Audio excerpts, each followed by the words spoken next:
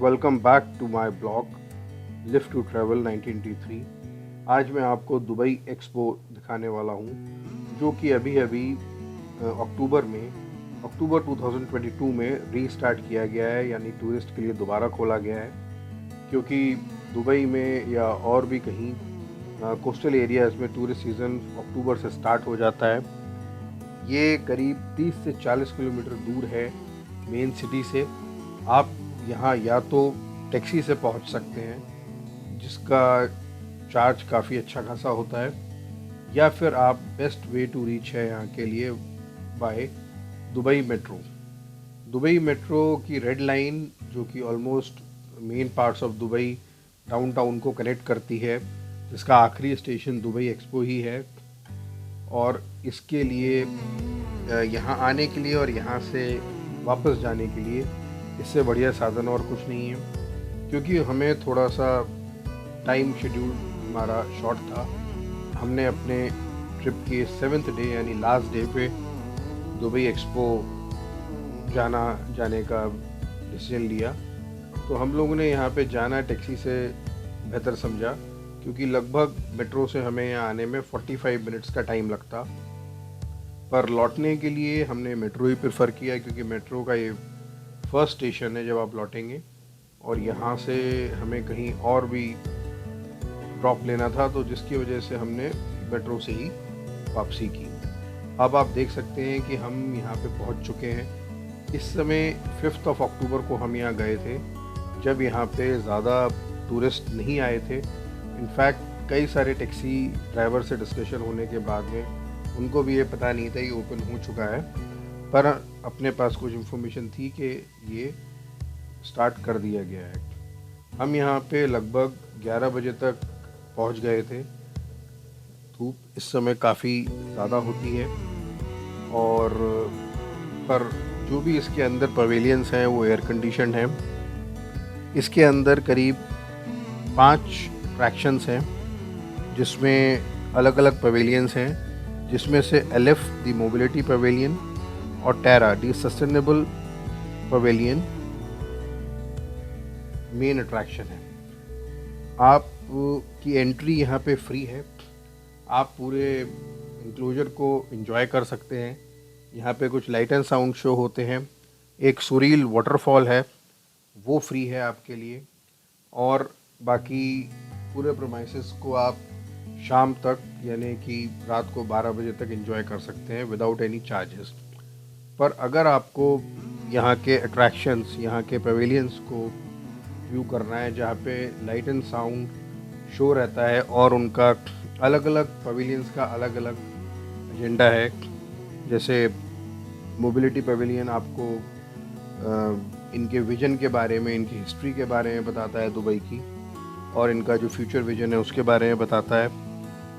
टेरा आपको बताता है कि किस तरीके से आप मॉडर्न लाइफस्टाइल की वजह से जो हमारे एनवायरनमेंट के ऊपर असर पड़ रहा है, उसके लिए फ्यूचर प्लान दुबई जैसी या कहें यूएई जैसी कंट्री का क्या प्लान है, और उससे वो कैसे इम्प्रूव करके आगे सस्टेनेबल एनवायरनमेंट बनाने वाले हैं। सेम वे में गार्डन इन द स्काई एक गार्डन है जो लगभग 150 फीट की ऊंचाई तक पूरा का पूरा एक हाइड्रोलिक की मदद से लिफ्ट हो जाता है। वहाँ से आप आसपास का पूरा व्यू देख सकते हैं। इस समय हम मोबिलिटी पवेलियन के अंदर जा रहे हैं। हमने ज़्यादातर मैंने इस वीडियो में पवेलियंस का डिटेल नहीं दिखाया है, बिकॉज एक पवेलियन को देखने के लिए लगभग 2 घंटे चाहिए ही चाहिए आपको, और ऐसे यहाँ पे 4 पवेलियंस हैं, जिसमें से 2 मेन हैं।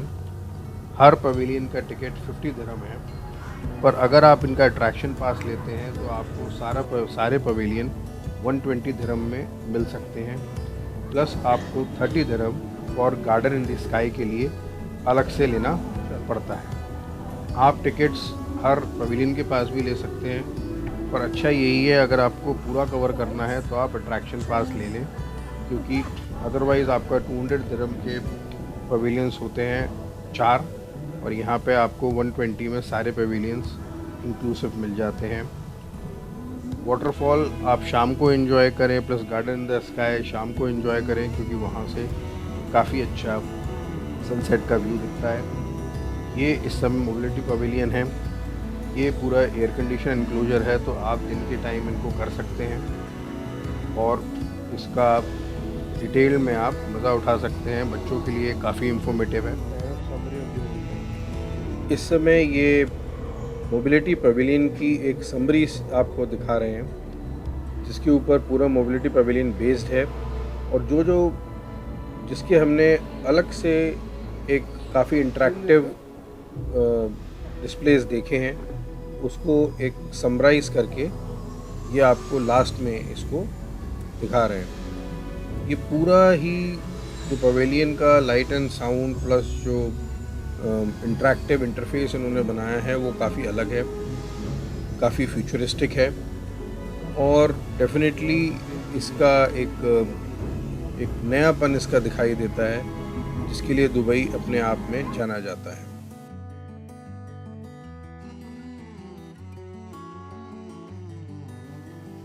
इस एक्सपो में कहीं भी आने जाने के लिए हम गोल्फ कार्ट्स या बग्गी जिसको कहते हैं वो आपको कहीं से भी मिल जाती है। आपको थोड़ी देर वेट करना पड़ेगा, कोई ना कोई बग्गी आ रही होगी, वो आपको आपके नेक्स्ट स्टॉप तक छोड़ देगी। जैसे सामने ये एक पूरी kind of you can say एक ट्रेन फॉर्म में है या एक ट्रैम्प है जो पूरे पवेलियन कहीं भी ड्रॉप कर सकती है। यहाँ पे जो पार्क के टाइमिंग्स हैं वो फ्रॉम 10 AM ये एक्सपो खुल जाता है और क्योंकि दिन में धूप होने के कारण आपके पास में सफिशिएंट क्वांटिटी में ड्रिंकिंग वाटर होना चाहिए। यहाँ पे हर पवेलियन के आसपास या पवेलियन में आपको ड्रिंकिंग वाटर अवेलेबल हो जाएगा, जिसको आप रिफ़िल कर सकते हैं।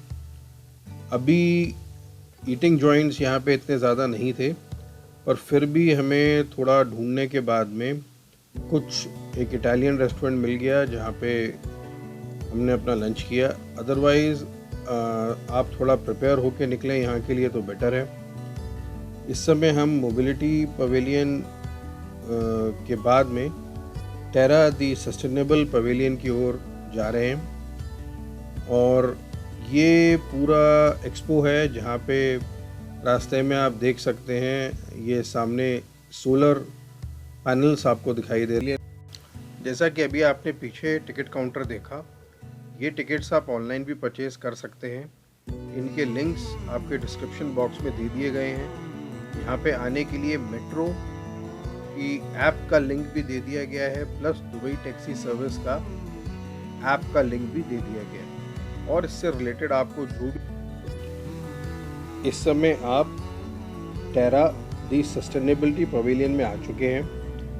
ये बेसिकली बेस्ड है कि जो मॉडर्न इफ़ेक्ट हो रहे हैं हमारी क्लाइमेट के ऊपर और उससे ह्यूमन की जो कंजप्शन नीड के बढ़ जाने की वजह से हम जो एनवायरनमेंट के ऊपर प्रभाव डाल रहे हैं, उसकी वजह से जो एनवायरनमेंट को हार्म हो रहा है उसको हम कैसे सही कर सकते हैं। इसमें काफ़ी नए तरीके भी दिखाए गए हैं और काफ़ी कॉज और उसके रिज़ल्ट्स भी दिखाए गए हैं। आप पूरा पवेलियन घूमने में लगभग आपको 2 घंटे का समय लगता है। यहाँ पे आपको एक्सप्लेन करने के लिए इनके रिप्रेजेंटेटिव भी लगे हुए हैं और वो लोग काफ़ी अच्छी तरह आपसे इंटरेक्ट करते हैं और पूरा आपको एक्सपो का प्रॉपर एक्सप्लेनेशन देते हैं। साथ ही मैं आपको रिमाइंड कराना चाहूँगा कि हम आगे भी दुबई और अबू धाबी के कई वीडियो लाने वाले हैं, जिसके लिए अगर हो सके तो आप हमें मोटिवेट करें और हमारे चैनल को सब्सक्राइब करें।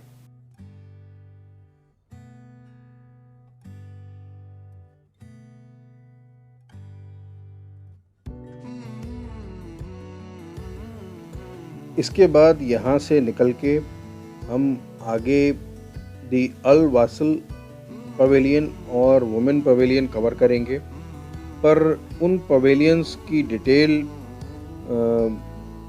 में ना जाकर उन पवेलियंस का मैंने आपको थोड़ा सा जो समराइज्ड व्यू है वो इस ब्लॉग को ख़त्म होने के बाद में दिखाया है, क्योंकि बाद में इन पवेलियंस के मैं सेपरेट वीडियोस यहाँ पे अपलोड करूँगा, जिसके लिंक्स आपको इन वीडियोस के साथ में भी मिलेंगे।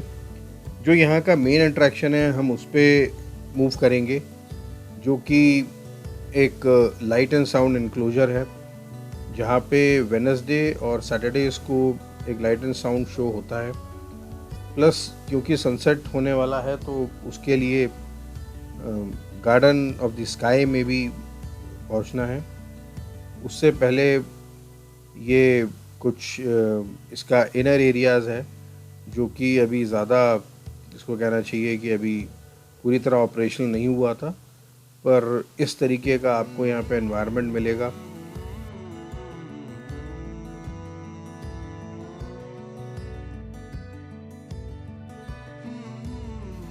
अच्छा होगा कि यहाँ पे घूमने के लिए आप यहाँ का मैप सॉफ्ट कॉपी में अपने मोबाइल पे डाउनलोड कर लें, जिसका कि लिंक या क्यूआर कोड आपको हर टिकट काउंटर के पास में मिल जाएगा। ये व्यू हमारे रेस्टोरेंट के पास में है, जो कि एक इटालियन रेस्टोरेंट था। अब देख सकते हैं कि ये टाइम स्पेंड करने के लिए काफ़ी अच्छी जगह है, ख़ास तौर से इस तरह की गर्मी में। और बीइंग वेजिटेरियन होने के कारण आपको ऑप्शंस ढूंढने पड़ते हैं, जो कि यहाँ पे एक इटालियन शेफ़ से बात करने के बाद में, जिसने हमें एक वेजिटेरियन पिज़्ज़ा प्रोवाइड कर दिया।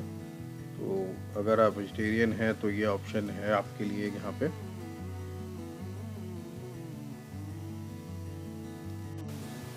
क्योंकि अब सनसेट होने वाला है तो हम गार्डन ऑफ द स्काई में आ चुके हैं।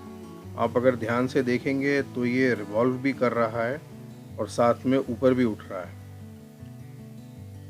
इससे आप पूरे एक्सपो का नज़ारा देख सकते हैं, जो कि एक काफ़ी लार्ज एरिया में बना हुआ है। इस गार्डन ऑफ द स्काई में 2 डेक्स हैं। नीचे की डेक कवर्ड है और एयर कंडीशनड है, ऊपर की डेक ओपन है और यहाँ पे आप व्यू देख सकते हैं। यूजली लोग ऊपर ही बैठना पसंद करते हैं, बिकॉज़ ऊपर से ही सबसे अच्छा व्यू दिखाई देता है। बाकी अगर आप चाहें तो इसके नीचे एयर कंडीशन डेक का भी मज़ा उठा सकते हैं। यहाँ पे दूर तक यहाँ पे डेजर्ट का व्यू भी आपको दिखाई देगा। आगे अगर आप देखेंगे तो आप देखेंगे कि कितनी कैपेसिटी है, जिस हिसाब से इस पार्क की पार्किंग बनाई गई है।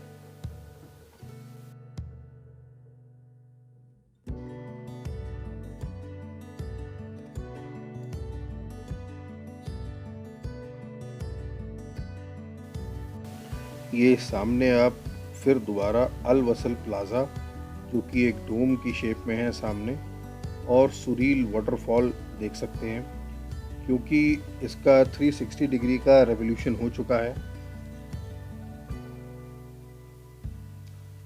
तो आप दोबारा वहीं पे आ गए हैं जहाँ से हम चले थे, और अब ये धीरे धीरे नीचे आना शुरू होगा।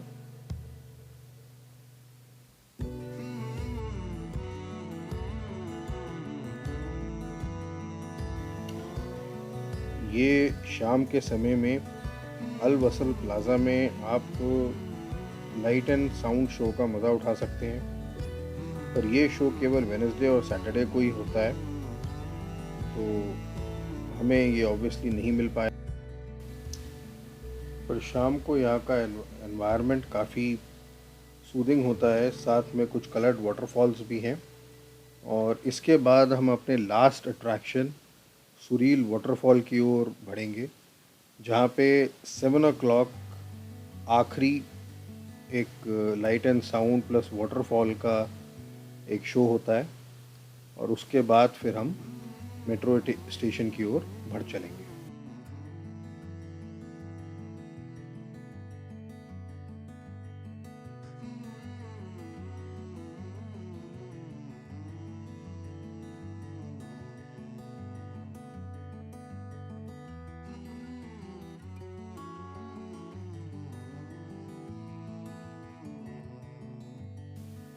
ये देखिए, अब शाम होते ही पूरे एक्सपो की लाइट्स ऑन हो गई हैं। अब एनवायरनमेंट काफ़ी बदल चुका है। अगर आपके पास समय है तो आप हाफ ऑफ द पवेलियन या हाफ ऑफ द एक्सपो आप शाम को एंजॉय कर सकते हैं। अभी हम सुरील वाटरफॉल की तरफ जा रहे हैं, तो रास्ते में आप यहाँ का एक अलग ही लुक एंजॉय कर सकते हैं।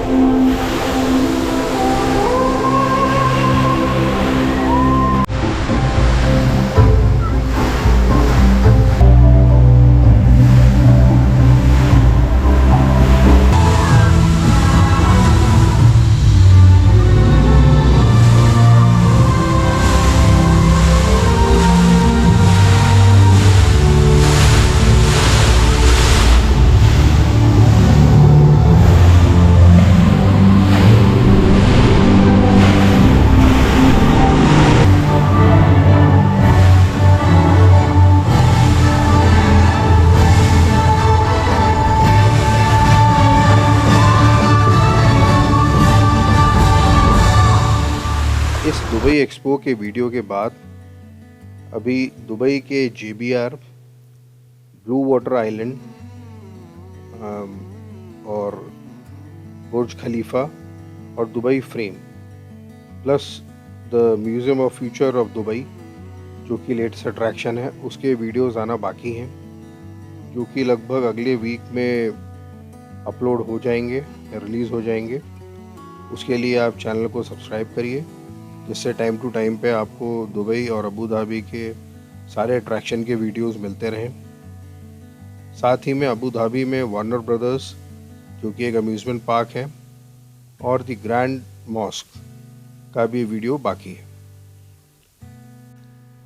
और क्योंकि अब सारे अट्रैक्शन हमारे पूरे हो चुके हैं और हम इस समय इस बग्गी से दुबई एक्सपो मेट्रो स्टेशन की ओर जा रहे हैं। जैसे कि मैंने आपको शुरू में बताया था कि दुबई एक्सपो आने के लिए Dubai metro is the best option, और आप देखेंगे कि आगे इसका स्टेशन भी कुछ अलग ही बनाया है, क्योंकि ये एक मेजर टूरिस्ट अट्रैक्शन है और आने वाले समय में यहाँ पे काफ़ी टूरिस्ट आने की उम्मीद है। तो आप अगर दुबई आ रहे हैं या यहाँ आने का प्लान कर रहे हैं, तो दुबई एक्सपो को अपने प्लान में ज़रूर रखिए।